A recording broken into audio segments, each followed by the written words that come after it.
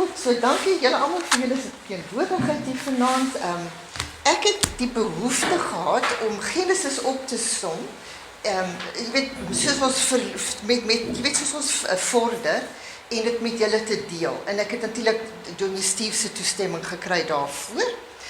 Dit was vir my regtig 'n heerlike reis gewees en hoe meer ek gelees het en ingegaan het op dit, hoe interessanter het dit geword. So ek wil net vir julle dit gesê. So wat ek vir julle wil wys is bloot 'n visuele beeld van Genesis met 'n argeologiese fokus. En daar's baie teenargumente en spekulasie rondom Bybelse, jy weet, argeologiese geskiedenis. So ek het nie te diep daaraan gegaan nie. Dit gooi jou uit. Die duiwel het my ook, jy weet, aangeval soos ek aangegaan het. Ek was bewus daarvan, maar ek het die duidelikheid gekry om aan te gaan en dit op papier neer te sit. So die papier is my sekuriteit. Ek noem dit net. Goed, ja, ons wil die konfrontasie hê nie. So die doel was dan om vir julle 'n ander perspektief te gee op Genesis en dit in 'n ander lig te sien. Die hoe ek vanaand vir julle dit wil aanbied is in 3 dele.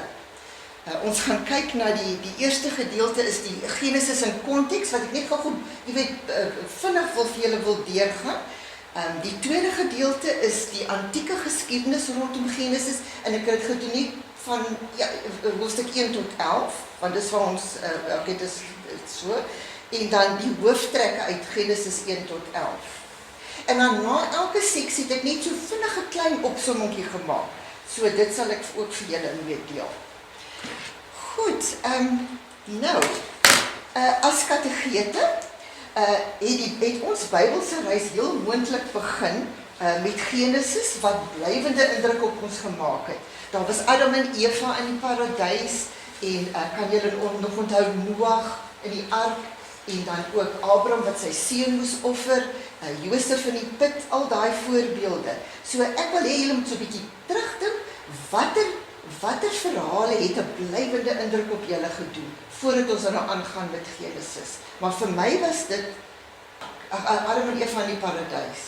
Dit was, jy weet nie appel. Okay, dit was, ons weet nie of dit 'n appel was nie, maar dit is soos dit uitgebeeld is as kind, né? So, goed. Kom ons doen dan die eerste gedeelte, die Genesis in konteks. Net vlugtig. Genesis is natuurlik die eerste boek van die Ou Testament. Genesis beteken in die begin. Volgens verskeie bronne word daar gesê dat Moses die eerste 5 boeke geskryf het van die Bybel. Nou, in antieke geskiedenis is dit met verloop van tyd oorvertel eers en toe later op kleitablette neergeskryf in koneivorm. Nou, dit was die ou Sumeriese eerste vorm van skrif wat al bestaan het. Die leesbare skrif. En dan sodoende is dit nou van een nageslag na die ander oorgedra, in behoue gebly, tot dit papier uiteindelik in Egipte en seker dieselfde tyd in China ook, jy weet, ontdek is en gemaak is en toe dit hulle op die papierus nou neergeskryf. Nou die volgende ding is, dit blyk dat Abraham die eerste formele stappe of pogings aangewend het om oorvertellings neer te skryf. En ek kry dit in Bible Archaeology. Ek gaan vir julle 'n skyfie wys van 'n Nuzi tablet. Nou om dit te bevestig, is die Nuzi tablette ontdek. Hulle is ontdek in 1927 in Noord-Irak.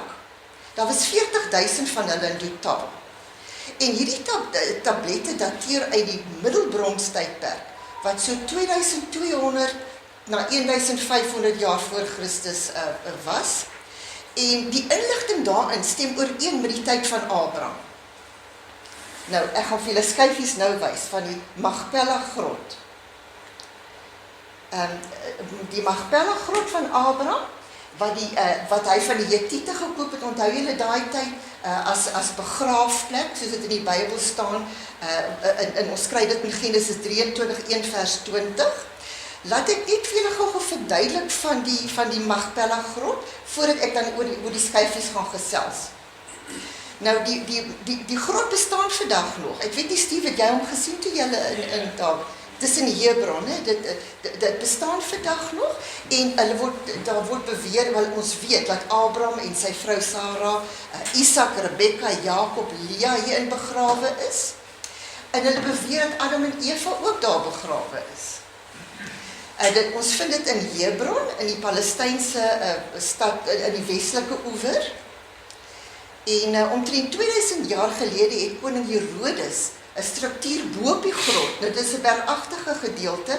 Hy het 'n struktuur bo op gebou, op die grot gebou, en in die Byzantynse tydperk, wat in die 6de eeu, die 6de eeu, nie voor Christus nie, in die 6de eeu, is dit gebruik as 'n kerk. Nou, ja, en dan in die 7de eeu het die moslims die kerk omskep in 'n moskee. Nou, dit is in die Ottoman tydperk. En in 1267 is die Jode die moskee verbied.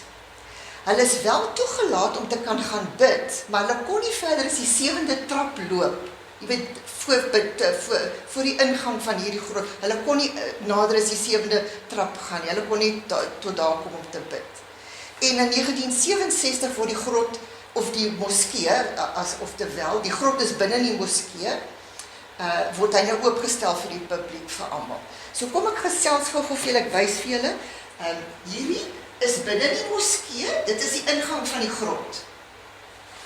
Hierdie, die tweede ene is, hierdie is gebedsmatte, wat hulle net opgerol om te wys, dat hierdie is oorspronklike lafeisel, ja, van nog wat dateer uit daai tyd uit. Hierdie hele is waar Abraham begrawe is. Kyk net daar, dit staan daar, Patriarch Abraham. Dis waar ons voorvader, ons aardsvader begrawe is. Nou daar binne is al die ander grafte, wat met mausoleums binne in hierdie area. En 'n mens kan lyk my nie daar binne ingaan nie, ek was self nog nie daar nie. Maar dit is Abraham se daai. So die wonderlik nie. Die volgende skyfie. Okay, hierdie is die trappe op na die moskee se ingang toe. Nou ek neem aan, jy weet, ons moet ook praat van die 7de trap. En dan hierdie is hoe dit lyk binne in die moskee, en hierdie kan julle sien is nog, ek dink dit is die Byzantynse argitektuur daar, die blou. En hierdie is hoe hy lyk buite, die struktuur buite. Die grot is natuurlik binne-in. Nou, okay, ek het toe op iets baie interessants afgekom, en ek wil graag weet wat julle daarvan dink. In 'n artikel in Bible Archaeology, beweer Paul Humber, nou hy is die direkteur van CR Ministries, dat God dalk die skepingsverhaal geskryf het. Hulle vermoed dat Moses die eerste 5 geskryf het, maar hierdie ou beweer dat God die skepingsverhaal neergeskryf het, want dit moes neergeskryf geword het. En onthou julle toe Moses op die berg Sinai was, die kleitablette, die klippe, het God met sy eie vinger geskryf. 2. Nou, hy beweer dat God dit dalk ook kon gedoen het. Dit was die een teorie. Die ander teorie was, hy kon dit dalk vir Moses vir Adam oorvertel het, sodat Adam dit kon reproduseer het. Nou kom ons neem dit een stap verder. Ek het 'n webjoernaal gelees van Bible Science Guy, en hy beweer dat Adam dalk die eerste 4 boeke van Genesis geskryf het. Nou, ek het 'n klomp skyfies hierop, 'n klomp Bybelversies hierop die skerm nou, wat ek nou dit wil vir julle, jy weet, bevestig. As ons dink Adam dit kon geskryf het. In Genesis 1:28-29 sê dit verwys dit dat Adam taal kon verstaan. Hy kon verstaan wat God vir hom gesê het. Dit staan daar so, toe het God hulle geseën en vir hulle gesê, wat ook al. Verder het God gesê, die Here God het die mens beveel, maar van die boom van alle kennis mag jy nie eet nie. Hy het met hulle gepraat, hulle kon verstaan. Okay? In Genesis 2, 19, 20 en 23 en 3 vers 20 lees ons dat Adam kon praat. Kyk daarso. Na die mens toe gebring om vas te stel hoe hy elkeen sou noem. Hy moes die diere name gegee het in 2 Genesis 19. Die mens gee toe name vir al die mapdiere, die voëls en die wilde diere. Vers 23, toe sê die mens, hierdie keer is dit een uit myself, een soos ek, hy praat nou van Eva. En 23, die mens het sy vrou Eva genoem. So hy kon praat, hy het die diere name gegee. En 5:1, Genesis 1, 5:1, lees en skryf, hier volg die geslagsregister van Adam. Wie het dit neergeskryf? Iemand moes dit neergeskryf het. So, dis maar nou net na aanleiding van jy weet, hierdie een teorie. En dit maak nogal sin, ek kan dit nogal aanvaar. 'n Mens kan nie altyd die webjoernale glo nie, né? Dit is 'n feit. Maar ek kan dit nogal aanvaar, gegee die feit dat Adam 930 jaar oud geword het.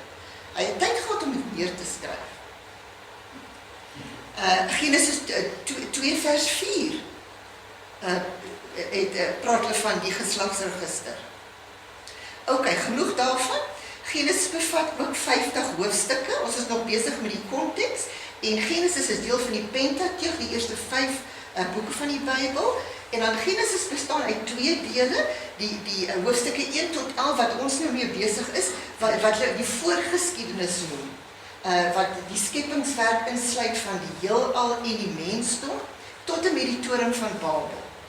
En dan hoofstukke 12 tot 50 gaan natuurlik oor die aardsvaders vanaf Abraham tot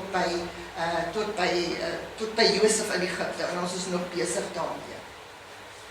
Ok, nou wil ek gou vir julle 'n skyfie wys. Ek wil net hê ons moet gou stil staan by die Hebreëse woord Toledot. Nou, ek hoop ek spreek het reg uit, Dominee Steve? Toledot, ja, dit is 'n Hebreëse woord. Nou, hierdie woord beteken generasies, soos in afstammelinge. Hulle het hierdie tipe van transkripsie gebruik om vir ons beter insig te gee rondom tyd en genealogie in die Bybelse geskiedenis, in die konteks van Bybelse geskiedenis. Byvoorbeeld, ek wil dit nou maar net vir julle noem. In Genesis is daar 10 sulke voorbeelde. Die eerste een is in 5:1. Hier volg die geslagsregister van Adam. En 6:9, hier volg die verhaal van Noag. Dit is wat Toledot meen. Dit is maar net hoe hulle konteks probeer bring het. En so meer. Julle kan al daai ander tekste gaan oor hierdie geskiedenis. Goed. Nou,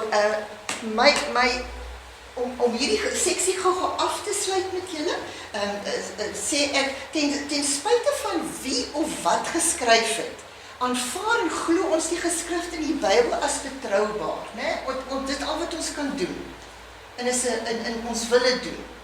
En hierdie ou, volgens 2 Petrus 1:20-21, dit staan daar. Dit veral moet julle weet, geen profesie is ooit deur die wil van 'n mens voortgebring nie. Nee, deur die Heilige Gees meegevoer, het mense die woord wat van God kom verkondig. Nee, dis wat ons in glo. Goed, nou gaan ons nog aan die tweede seksie.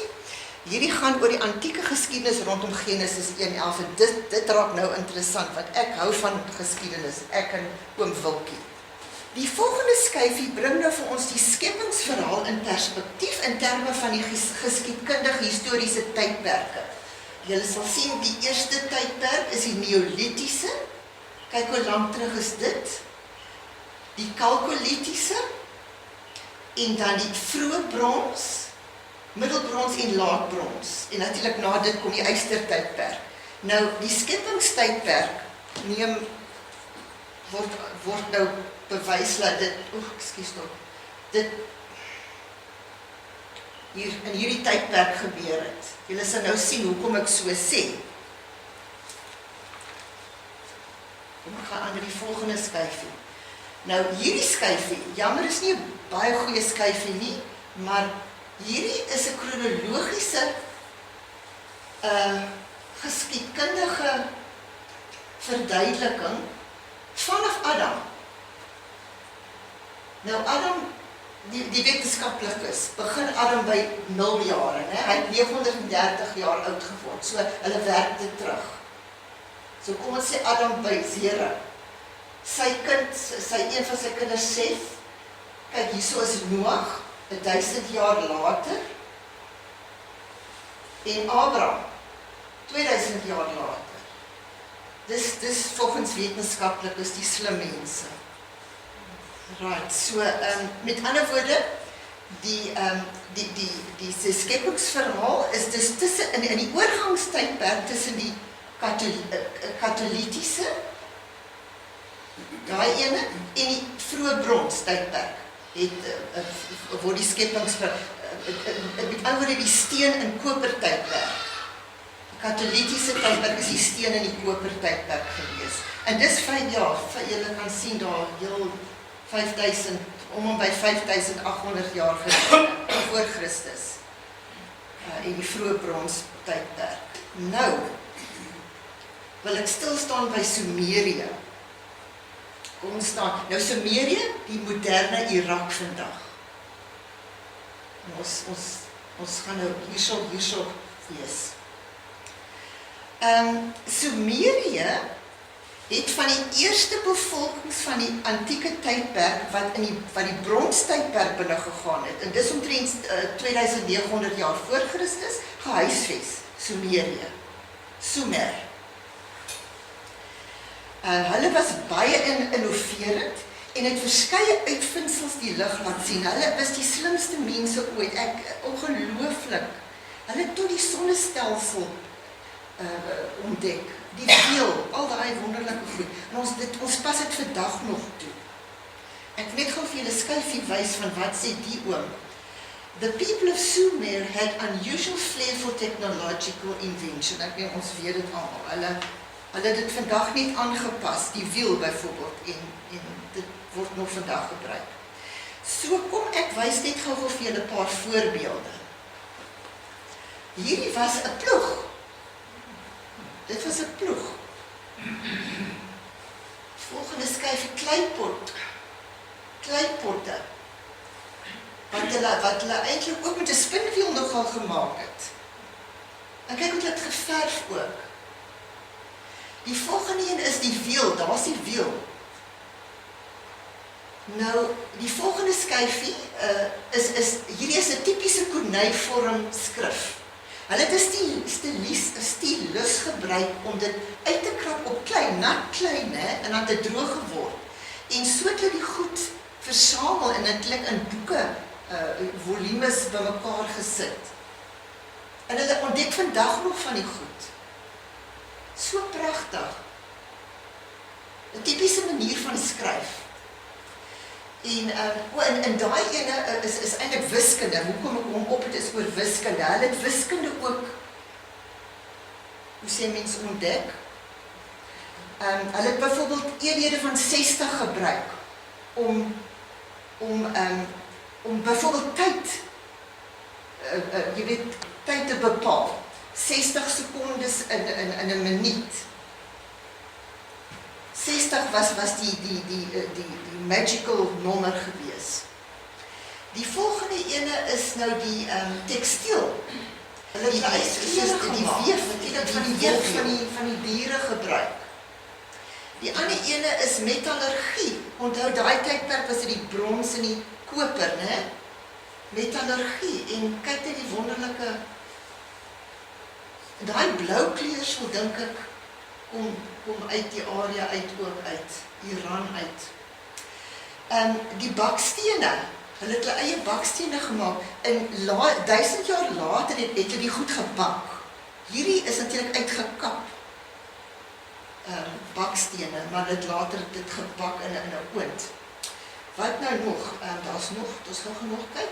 Maar kyk, hier is die sonnestelsel. Is dit nie wonderlik? Hulle is so slim gewees om te weet die son is in die middel en al die ander planete beweeg om die son. So slim hierdie mense. En dan, hierdie skyfie is 'n vieslike gogga wat daar is. Nou daai ding is 'n skaal insek wat op 'n kermes eikeboom voorkom. Hulle gebruik die gedroogde dop van hierdie insek wat rooi was om hulle tekstiel te kleur. En hier is natuurlik stukkies tekstiel wat hulle opgegrawe het iewers. Maar ek wil net vir julle sê dat hulle het natuurlike elemente gebruik om hulle goed te kleur, tekstiel en so aan. En behalwe dit, het hulle natuurlik watersisteme ook. Die Romeine het dit verbeter na baie jare daarna, maar hulle het kanale gemaak om die water uit die Tigris en die Eufraat-rivier, hulle lande natuurlik nat te lei, waar hulle mee geboer het. So hulle die watersisteme ook ontwikkel. Nou, voordat Sumerië gevestig is, ek net teruggaan na die vorige skyfie toe. Voordat Sumerië gevestig is dit bewoon deur Oerbyt swerwersgemeenskappe. En ons lees daarvan in Genesis 4:20. Hierdie mense, hulle praat van mense wat in tente gebly het. So hulle was swerwersgemeenskappe, Oerbyt mense. Hulle het boerdery bedryf in klein groepietjies, jy weet soos hulle aangegaan het, en hierdie groepietjies het bestaan in 5300 tot 4700 voor Christus. Oor tyd het die populasie natuurlik aangewas en die gemeenskappe het groter geword en hulle het begin handel dryf. Nou daar was, Sumerië is hier op die Persiese Golf. So hulle het handel gedryf met skepe en goed wat daar verbygekom het. Nou om by hierdie aan te sluit, wil ek net uit Genesis 4 vir julle 'n paar verse gou uitwys in terme van hulle die boerdery wat hulle bedryf het. Vers 2 in Genesis 4, ons is nou Genesis 4, vers 2 verwys dat Kain 'n saaiboer was. En Abel was 'n veeboer. Vers 17 wys dat Kain 'n stad gebou het. En hy hierdie stad as sy seun Enog vernoem. Nou weet julle wat, hierdie stad wat Kain gebou het, is heel moontlik die heel eerste stad wat daar was. En sy naam was Eridu. Hieronder, hier sy. Eridu. Heel moontlik die heel eerste stad. Vers 21 sê dat Jubal was 'n musikant. En 22 verwys dat Tubal-Cain was 'n vakman. En hy het gewerk met koper en yster. En Genesis 29, nou soos by Noag, hy was 'n wynboer. En hy was heel moontlik ook 'n skrynwerker, want hy het die ark gebou. Baie groot wonderlike ark. Nou soos nou nog by Sumerië. Oer, nou hierso daar's Oer. Oer was die eerste hoofstad van Sumerië. Eridu hy was die eerste, daar was 'n boek uit daaroor. En ek het net vanmiddag daarna gekyk. Ek het hom nie gelees nie, maar ek het gesien. Maar Oer was die eerste hoofstad van Sumerië gewees. En ten tye die grootste stad in die hele wêreld, want jy moet weet, hierdie was die eerste formele bevolking wat daar ooit was. Die oudste wat daar was. Abraham van die Galdeërs, hy het daarvandaan afgekom. En die populasie was soveel soos tussen 40 en 80.000 mense. Nou in Knysna in 2019 voor COVID was hulle bevolking net onder die 80.000 mense gewees. Nou vandag staan Oer bekend as, want die naam het verander oor tyd, oor die jare, en vandag is dit nie meer, maar vandag staan Oer bekend as Tel El Mukayar. Sorry, maar Tel El Mukayar. Dis nou sy nuwe naam, as julle ooit daar wil gaan reis. Nou, om weer terug te kom na Eridu, wat die eerste stad in Sumerië was, het dateer 7000 jaar voor Christus, is ook natuurlijk deur die swerwersgemeenskappe bewoon. Hulle het rondgetrek. Vandag staan hy bekend as Abu Sharaim. Nou, ek het foto's gesien wat ek nie eers vir julle wil wys nie, want die foto van die ou Eridu is net so hope grond, jy weet, groot hope grond met bakstene wat daar lê. En het is wonderlik dat daar nog stukke goed bestaan. Maar die bakstene is natuurlijk nie uit Eridu se tyd nie, die bakstene is jy weet, geslagte wat na dit, maar dit is nogtans baie oud en argeologies en histories oud. So ek het die foto gesien van die hope grond met bakstene. Baie van die goed is ondergronds vandag en moet uitgegrawe word. So jy loop oor die goed en dan weet jy nie eers jy loop oor iets waardevols nie. So ek wil net vir julle gou meer sê oor Eridu. Ek weet nie of julle al gehoor het van die Sumerian Kings List. Miskien het die dominees al gehoor van die Sumerian Kings List. Nou hierdie Kings List was 'n lys van konings en daar was 8 van hulle gewees. Volgens my inligting. En my inligting kom uit die Armstrong Institute of Biblical Archaeology. Daar was 8 sulke heersers gewees wat baie jare gelede, die een was 42.000 jaar gelede, was sy koninkryk daar gewees. Maar in elk geval, hierdie tablet is ontdek, ek sal net te veel vertel van hierdie tablet, maar die Sumerian Kings List begin met die woorde, after the kingship, kyk hoe interessant is dit, after the kingship descended from heaven, the kingship was Eridu.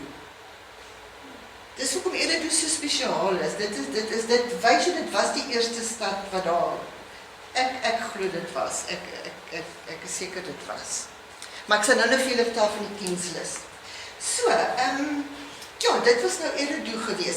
Nou ook, ons het net al gesê, Oer was die hoofstad gewees. Nou Oer is later deur Babel of Babylon, verplaas rondom 1500 voor Christus as die nuwe hoofstad.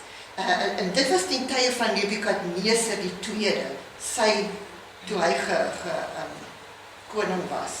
En hy was bekend vir die toren van Babel, 'n ander toren van Babel, en ook die hangende tuine van Babel. En hierdie was een van die 7 wonders van die antieke wêreld gewees. Goed, gegewe bogenoemde inligting, maak dit nou vir my sin, en ek is seker vir julle ook, dat die antieke wêreld begin het om Sumerië, om Sumerië, by die oorsprong van die Tigris en die Efraat rivier, want dit is waar dit is. Julle kan sien hierso, hieronder, ons was nou net daar op die vorige skyfie gewees. En ek sien dit as die paradys. Want ek het 'n video ook wat ek vir julle nie gaan wys vanaand nie, wat ek julle moet kyk daarna, wat bewys dat die paradys in daai area was. Goed, so hierdie foto is geneem by die stad Al-Qarna in Irak. Dit is eintlik waar die Tigris en die Efraat riviere in mekaar inloop. Al-Qarna in Irak. Goed, so ek wil hierdie seksie nou afsluit met die feit dat as Christene aanvaar ons die Bybelse geskiedenis, of dat die Bybelse geskiedenis in Sumerië begin het rondom die gegewe tydlyne. Dit word vir ons so bewys. oor en oor en oor. Moderne argeologiese navorsing inteendeel wat in 2021 bewys dat in Noord-Amerika in die White Sands Nasionale Park rondom 23.000 jaar gelede swerwersgemeenskappe bestaan gevoer het. En dit het ek gelees in die Archaeology Magazine en dit was artikel deur Eric A. Powell. So, ek het 'n foto daarvan. Kyk net hier so julle. Hulle meen dat hierdie mense, en dis nou in 'n ander kontinent, hulle meen dat na die vloed, Noag se vloed, hierdie ontdek is, was in daai tyd 'n moeras gewees, en dit is die voetspore van die mense, wat hulle daar, jy weet, gefossiliseerde, hoe sê mens, Karen? Fossilized footprints, wat hulle ontdek het. Nou onlangs in 21. So, jy weet, wat die skepingsverhaal betref, al die vrae en die misterie rondom die skepingsverhaal, sal nog altyd ongelooflik bly vir ons. Daar's baie vrae wat ons nie kan antwoord, ons nie antwoorde voor het nie. Maar wat belangrik is dat God die hemel en die aarde geskaap het, Genesis 1 vers 1, en dat ons sy verteenwoordigers is, en ons is uit sy beeld uitgeskep. Dit is wat die belangrikste is. Die vraag maak nie in die dinge wat ons pla, jy weet, oor tyd, en of dit wel so was. Dit pla ons nie. Ons is uit sy beeld uitgeskep, Genesis 27 vers 1. Nou gaan ons na die volgende, die laaste afdelingkie, die hooftrekke uit Genesis 1 tot 11. Nou, ons het die hooftrekke, ek gaan nie dit met julle weer deurgaan nie, want ons studiegroep is nou al daardeur. Ek gaan nie die hooftrekke noem, en dan gaan ek inligting met julle deel, jy weet, bysit wat ek nagevors het. So, hoofstukke 1 tot 3 het gegaan oor die skepingswerk, Adam en Eva in die paradys en die sondeval. Nou, ek het die wonderlike video, regtig, soos ek sê, ons het nie tyd vanaand om daarna te kyk nie. Ek het 2 video's wat ek vir julle moet daarna kyk. Dis baie goed, dit is deur Dr. Todd M. Funk, wat die aanbieder is, en hy het sy navorsing is ongelooflik goed. Hy het 'n webblad en hy het 'n webblad waar hy goed gekry het en YouTube video's en goed. So sy navorsing is regtig baie goed. Is baie sterk.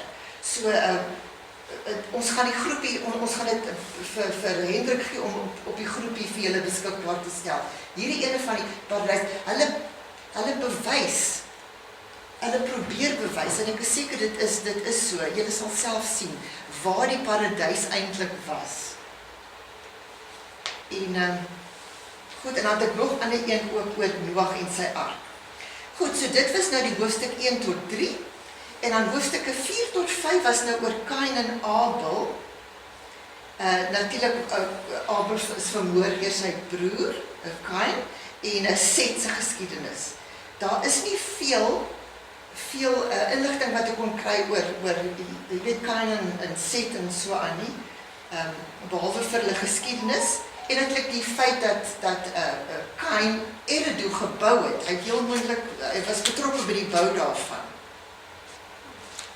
So, en dan hoofstuk 6 tot 10 gaan oor Noag en die sondvloed, die betrokkenheid van die reuse en die hemelwesens, en dan die ark, en Noag se geskiedenis met Sem en Gam en Jafet. Nou, so van reuse gepraat, dit blyk asof daar wel reuse voor Noag se vloed bestaan het. En ons lees daarvan in Genesis 6 vers 1 tot 4. Maar uiteraard het hulle saam met die res van die beskaming is hulle uitgewis, né? Met die vloed. Hulle is uitgewis. Nou, dit maak vir my sin, want hoekom kry 'n mens nie meer argeologiese bewyse daarvan in museums en goed nie. Daar is nie, daar bestaan nie, want hulle is uitgewis. Julle het almal al seker, want ek het seker foto's al gesien van menslike beendere wat soos reuse lyk. Dit word gedurig versprei op die, jy weet, op die sosiale media. Ek het dit al gesien. Maar hierdie is nie die voorvloedse reuse nie. Dit kan nie wees nie. Ek ontken nie dat daar reuse was nie, maar dit is definitief nie van Genesis 6 reuse nie. Dis my persoonlike opinie, hulle is uitgeroei. Maar die Bybel verwys op verskeie plekke die Ou Testament. Dat daar mense was wat net soos die reuse gelyk het. Hulle was net so groot en magtig soos die reuse van Genesis 6 in terme van hulle uiterlike voorkoms. Byvoorbeeld, daar word gepraat in ek het dit nou nie hier neergeskryf nie, maar dit is in Deuteronomium, Numeri en. Die Emite, die Enakiete, die Ammoniete, die Amorite, die Samsumite en natuurlik die Filistyne. Dawid en Goliat, hy was 'n groot man, soos 'n reus, die Filistyne. En hierdie inligting kom uit Bible Study Tools. As julle die verwysings wil hê, julle kan dit by my kry, ek sal dit vir julle gee. Maar hulle het net soos, en onthou julle toe Moses hulle het ons getrek in die woestyn, toe hulle mense gestuur om die nuwe, om te gaan verken.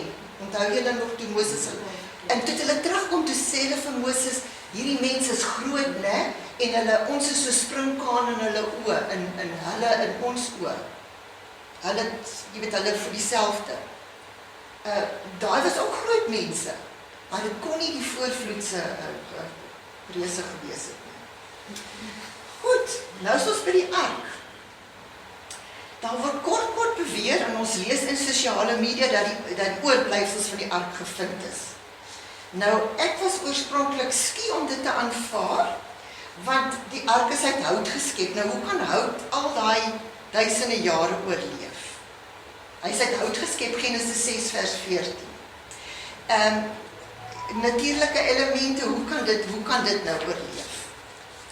Maar toe het ek nou hier op hierdie video afgekom, en ek is natuurlik heeltemal, my denkwyse is heeltemal verander, want daai video bewys weer dat die ark daar is in Berg Ararat in Turkye. Julle moet dit gaan neem tyd en gaan kyk na hierdie twee video's, regtig, hulle is baie interessant. So ek is oortuig. Ek is oortuig dat die ark daar is. Hulle het hom gevind. Inteendeel, die Turkse regering het nou toegelaat dat die Christene in kan kom en hierdie opgrawings en goed, jy weet, hulle aanvaar dat dit volgens Bybelse gegevens waar is, en hulle het nou hulle toeriste sentrum opgerig, daar by daai plek. En jy kan tot daar Noag se plaas waar hy gebly het, met die wynlande. Dis alles daar, dis baie oulik, dis 'n goeie video. Gaan kyk daarna. En ook, weet julle, in terme van die ark wat nou ontdek is, wat ons dink het ontdek is, word hierdie argument versterk, want julle het nou al seker gesien, al meer en meer antieke bote, of ou bote word nou deesdae gevind, jy weet, wat onder die water was, weens globale verwarming en die verdamping van water. So hierdie bote kom nou tevoorskyn, net so terloops, en jy weet, om net hierdie ander argument te versterk. Goed, nou is ons by hoofstuk 11, die laaste ene, die geskiedenis, dit gaan oor die geskiedenis van die toren van Babel, of Babylon, sy naam was Babylon ook, die verwarring van die taal, en die verspreiding van die volk oor die hele wêreld. Nou, dis nou interessant hierdie. Ek wil net vir julle wys, daar sien video's. Goed, hierdie is 'n skildery, dis nie soos, dis is iemand se uitbeelding van die toren van Babel. Dis hierdie ou Pieter Bruegel, dis 'n baie bekende skildery. Die oorspronklike toren van Babel bestaan natuurlik nie vandag meer nie. In Genesis 11 vers 4 lees ons dat die volk het op 'n keer besluit om 'n stad te bou, 'n stad met 'n toren te bou, wat natuurlik na die verwoesting as Babel bekend gestaan het. Nou dit kry jy in Genesis 11 vers 9. Na die verwoesting is dit Babel genoem. So dis hoekom ek weet, dis die oorspronklike toren van Babel. Nou, argeologiese opgrawings het al verskeie sulke zigguratte. Hulle noem dit 'n ziggurat. Hierdie torentype van struktuur. Daar's trappe wat jy na bo klim om bo te kom, by die boonste gedeelte. Hulle noem dit 'n ziggurat. So daar's al verskeie sulke zigguratte in Irak en naby geleë Iran, net noord van Irak, opgelewer. Zigguratte, 'n ander woord vir ziggurat is the hills of heaven. Hulle is monumente wat die mense gebou het om gode te dien. Dis al hoekom. Want elke stad, elke gemeenskap, elke volk het gode aanbid. Ek meen, ons weet dit nou al. So hulle het hierdie goed opgerig om gode te dien en is gekenmerk deur 'n tipiese boustyl. En natuurlik, ek het vertel van die trappe wat jy die hoogste area kan bereik. Alhoewel hierdie ziggurat van Ur, hierdie ouetjie bestaan vandag nog. Hulle het hom natuurlik gerestaureer. Hy bestaan vandag nog, hy's 'n toeriste aantrekkingskrag. Hy is nie die oudste ene, die oudste ene is in Uruk, ek dink. Hy is nie die oudste ene nie. Maar in elk geval, hulle het hom gerestaureer en hy's 'n toeriste aantrekkingskrag. Kyk hoe lyk hy vandag, verlede jaar 2023. So, ek het 'n vraag vir julle. Wie dink julle het die oorspronklike toren van Babel gebou, die oorspronklike ene? Ok, ek gaan vir julle sê, wel, een teorie, nee, daar's meer as een teorie. Ok, maar hierdie, die oorspronklike ene, sê dat Nimrod was die agterkleinseun van Noag, na die vloedse tyd, dat hy die ziggurat gebou het. Onthou, hy was 'n bouer ook gewees. En ek het dit gelees in die Armstrong Institute of Biblical Archaeology, Aldous Christopher Eames. Hy beweer dat Nimrod hierdie ziggurat gebou het. Nou kom ons gesels oor Nimrod. En ek gaan dit bewys in die Bybel. Nimrod was die eerste maghebber, net so uit die Bybel, uit op die aarde, na die groot vloed. En dit kry ons in Genesis 10:8. Nimrod se koninkryk, so ons neem aan Nimrod was nou 'n koning in daai tyd, of 'n heerser, ek weet of hulle konings genoem het, maar hy was 'n heerser. Sy koninkryk het was van Eridu onder, onthou julle Eridu daaronder in Sumerië, tot by Babel in die noorde. Genesis 10 vers 11 tot 12. Nou, hierdie koninkryk het bekend gestaan as Sumerië, of land van twee riviere. Die twee riviere is die Tigris en die Efraat rivier.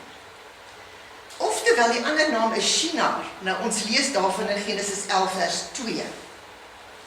Nimrod was 'n bouer wat groot stede laat bou het, byvoorbeeld Ninive. Ninive is 'n groot stad en hy bestaan vandag nog.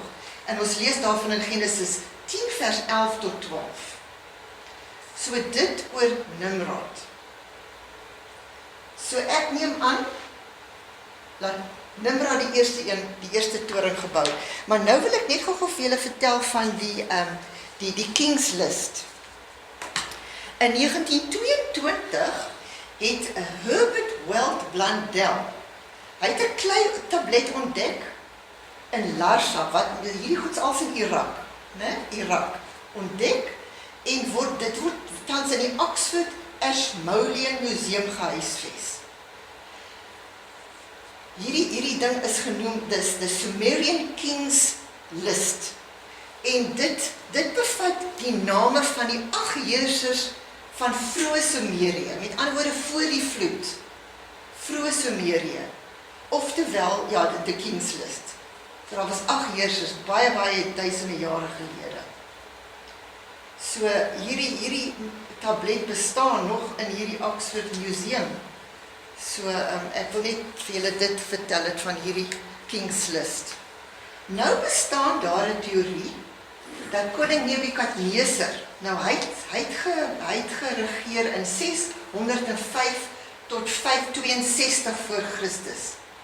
Hy is geassosieer met die toring van Babel. En ons lees daarvan in Daniël 4:30. Dis nou nog 'n teorie. Hoekom sê hulle so? Want argeologiese opgrawings bewys dat hy 'n vervalle monument, nou 'n vervalle ziggurat, hierdie ene, naby Borsippa. Borsippa, dit is ook 'n dorpie daar in Irak, naby Babel. In hierdie ene word genoem die Etemenanki ziggurat. Nou uit hierdie ziggurat laat herbou. En hierdie ziggurat wat hulle ontdek het, was vermoedelik een wat koning Hammurabi gebou het, wat 1792 tot 1750 voor Christus het hy dit gebou. So Hammurabi het hierdie gebou, maar Nebukadneser het dit herbou. Dit is hierdie teorie. En nadat Nebukadneser dit laat herbou het, het hy dit vernoem na Babel. So dit is nou sy toring van Babel. En hy het dit opgedra aan Marduk. Nou Marduk was die beskermheer van Babel in daai tyd en een van die belangrikste gode, aanbiddingsgode van daai tyd. So hy het nou sy eie toring van Babel. Ek wil nou net vir julle wys, okay, hierdie is 'n baksteen. En daai is die bakstene toe nou gebak. En dis maar net 'n tipiese baksteen van Nebukadneser om te sê dat hy is king of Babylon, who provides for the eldest son of king of Babylon, am I. Baie belangrike ou. Hy het Jerusalem ook ingeval op 'n stadium. So dit is net 'n voorbeeld van 'n baksteen. Goed, om dit nou een stapie verder te vat, is daar 2 bekende ontdekkings wat staaf dat Nebukadneser hierdie toring van Babel herbou het bo-op Hammurabi se ziggurat. Goed, die eerste is die burssilinders. Nou die bursilinder, dit is hoe het gelyk het. Hulle is in die 19de eeu deur Sir Henry Rawlinson ontdek in die mure van die vervalle ziggurat van Borsippa. En hierin beskryf Nebukadneser hoe die bouwerk aangepak is en hoe die finale projek sou lyk. So dit is in die bouwerk gevind. Dan is daar ook 'n Noorweegse kliptablet wat deel was van 'n private versameling wat in 2017 ontdek is en is nou in die Smithsonian Museum. Dit word nou daar bewaar. Die tablet wys, ek kyk of ek 'n foto daarvan het. Ok, hier is hy, die Noorweegse klei tablet. Dit is hoe hy lyk as hulle natuurlik hom elektronies of tegnologies verbeter het. Hulle kan dit doen. So hierdie klei tablet is 'n voorstelling van hoe die ziggurat gelyk het en die motiveringe daar rondom. En Dr. Andrew George van die Londense Universiteit bevestig dat hierdie tablet die eerste werklike beeld van die oorspronklike toring van Babel kon wees. Want die ou kan die tale lees, hy kan konijvorm, kan hy ontleed, hy weet hulle. Hy sê dit is die eerste beste voorstelling van hoe die toring van Babel kon gelyk het. So, die Nebukadneser, die tweede se toring van Babel, het wel bestaan en dit kan nie betwyfel word nie, maar dit volgens my opinie is nie die oorspronklike toring van Babel van Genesis 11 nie. Wat ons wel weet, is dat daar definitief 'n toring van Babel was, wat nooit klaar gebou is. Julle ken mos nou die storie. Die mense, God het die mense se taal laat verwar en hulle is versprei oor die hele wêreld. En sodoende het hulle nuwe kulture. En dis is so pragtig, hulle nuwe kulture oral oor die wêreld nou gaan stig. Indië, China, all over, Mexico. En dit lees ons in Genesis 11 vers 1 tot 9. Daar het hulle nou gegaan, hulle het hulle vernuf saam met hulle geneem, nuwe tale, nuwe gelowe, nuwe alles begin. Nou, hier raak dit nou interessant. Kyk nou net hierso. Kyk nou net hierso julle. Hierdie is wat mense oor die hele wêreld kry. Strukture wat net soos die zigguratte lyk. Kyk die piramides van Egipte. Né? En hulle sê julle was daar stief geweest, daar was trappies wat opgaan. Net soos 'n ziggurat. So die mense, hierdie ene in Iran, ek dink hy is die oudste ene in Iran. En hy is ook herbou, jy kan vandag nog na hom toe gaan. Hier's nog 'n piramide. Hier's een in Cambodia, Mexico, China, Polynesië, Indonesië, China, Mexico, Italië ook. Iran, Sudan, China, Irak, Egipte en Iran. Kyk net daar, dit wys mos die mense is versprei oor die wêreld, hulle het 'n vernuf saamgeneem en hulle het onthou hoe hulle zigguratte gelyk het en hulle het dit weer daar gaan herbou. Dis nou vir my baie interessant. So, om hierdie gedeeltetjie nou af te sluit, min het die volk geweet van Genesis 11, watter skatte hulle vir ons nagelaat het, en hoe hulle die wêreld ingevaar het met hulle vernuf en hulle boustyle, wat hulle nou weer kon hervestig en reproduseer. Ek is dan net dankbaar, dat alles wat nagelaat is met behulp van tegnologie ontleed en bestudeer en bewaar kan word, vir die toekoms, en dis wat mense sustainability noem, dis wonderlik, ek is 100% daarvan. So dit dan is nou my opsomming van Genesis tot en met 1:11.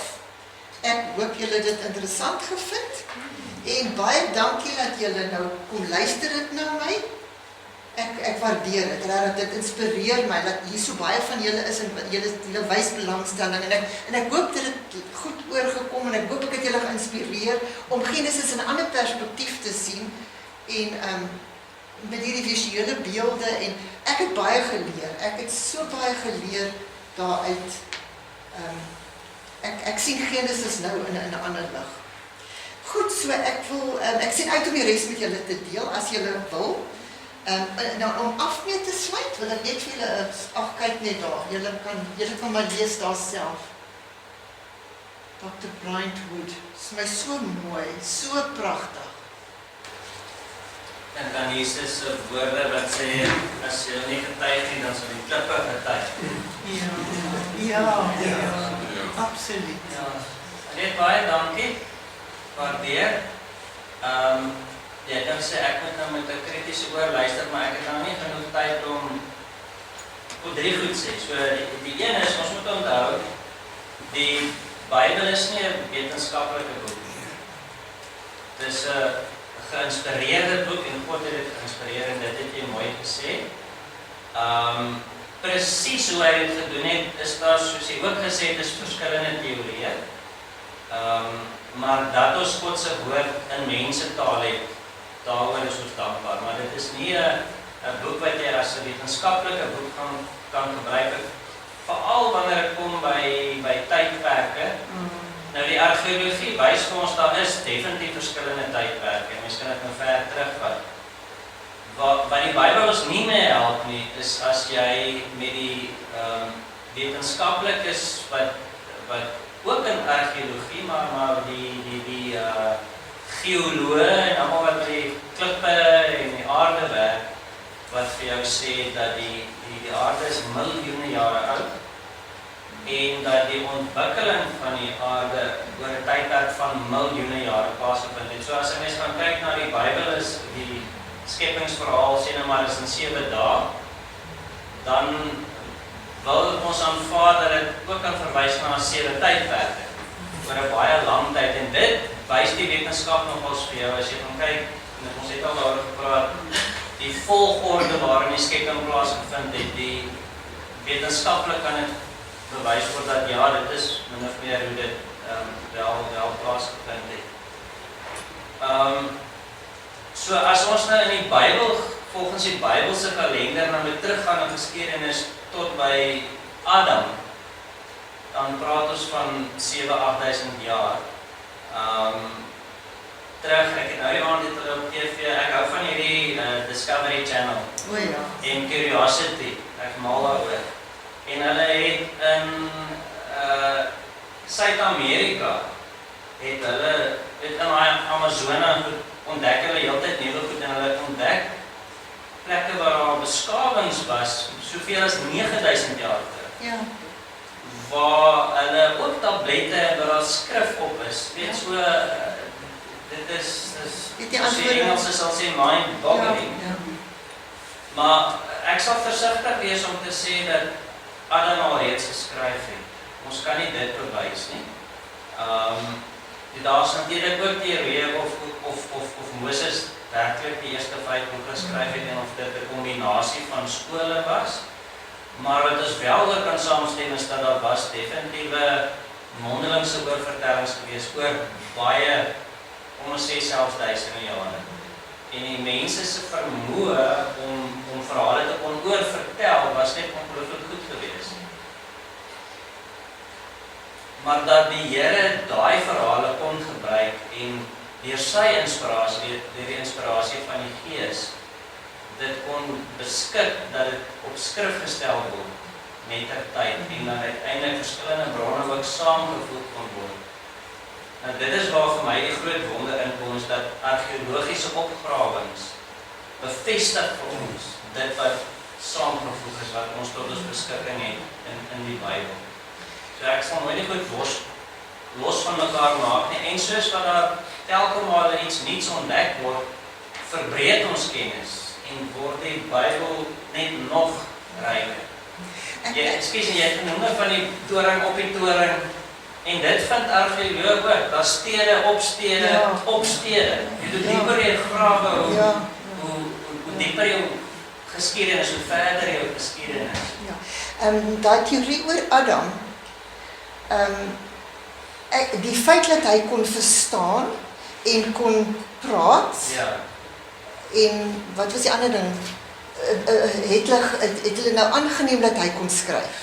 Ja, dis 'n gevaarlike aanname om te maak, want baie mense vandag kan praat, maar hulle kan nie skryf nie. So dit is, jy kan nie daai afleiding maak. En die ander ding wat ek wou gesê, dis die derde ene, is dat ek gaan nie val daarvoor dat Adam en Eva saam met Abraham in dieselfde dit kan nie wees nie. Ja. Wat ongelukkig gebeur, jy sien dit in Israel en in plekke waar mense sien goed, hier is nou 'n moontlike toeriste attraksie, dan gaan hulle maar net jou sê. Is so. En wow, ja kyk, soos Jesus se geboorte, die spesifieke plek is daar verskillende plekke wat hulle vir jou uitwys. Waar hy gekruisig is, wys hulle vir verskillende plekke uit. Dit is ongelukkig so en wat ook hartseer is dat soos Abraham se die grot byvoorbeeld, elke heilige plek het die voorvaders gedink, maar goed, ons eien hierdie heilige plek nou vir ons en ons bou 'n kerk. Sommige boer die grot, of boer die geboorteplek. Aan die een kant is dit bewaar, maar aan die ander kant lyk dit nie meer soos dit gelyk het. So dit is, daar's baie teorieë. Absoluut. Uiteindelik, wat is belangrik is, ek het die God se woord en dit is my genoeg. Inligting wat ek in sy woord het is genoeg wat ek nodig het vir my saligheid en vir my redding. Ja, en die vraag maak nie saak nie, ons net aanvaar. Ja.